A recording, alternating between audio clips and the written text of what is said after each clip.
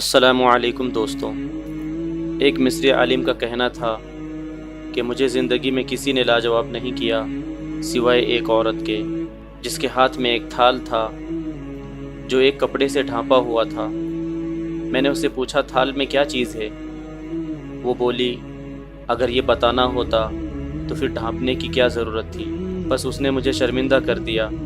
دوستوں، یہ ایک دن کا حکیمانہ قول نہیں بلکہ ساری زندگی کی دانائی کی بات ہے۔ کوئی بھی چیز چھپی ہو تو اس کے انکشاف کی کوشش نہ کرو، کسی بھی شخص کا دوسرا چہرہ تلاش کرنے کی کوشش نہ کریں، خواہ آپ کو یقین ہو کہ وہ برا ہے، یہی کافی ہے کہ اس نے تمہارا احترام کیا اور اپنا بہتر چہرہ تمہارے سامنے پیش کیا، بس اسی پر اکتفا کرو۔ ہم میں سے ہر کسی کا ایک برا رخ ہوتا ہے جس کو ہم خود اپنے آپ سے بھی چھپاتے ہیں۔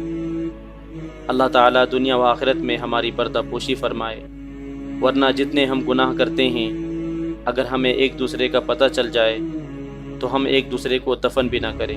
جتنے گناہ ہم کرتے ہیں اس سے 1000 گنا زیادہ کریم رب ان پہ پردے فرماتا ہے۔ کوشش کریں کہ کسی کا عیب اگر معلوم بھی ہو تو بھی بات نہ کریں۔ اگر کہیں آپ کی وجہ سے اسے شرمندگی ہوئی تو کل قیامت کے دن اللہ پوچھ لے گا کہ جب میں اپنے بندے کی پردہ پوشی کرتا ہوں تو تم نے کیوں پردہ فاش کیا؟ سدا خوش رہیں اور خوشیاں بانٹیں۔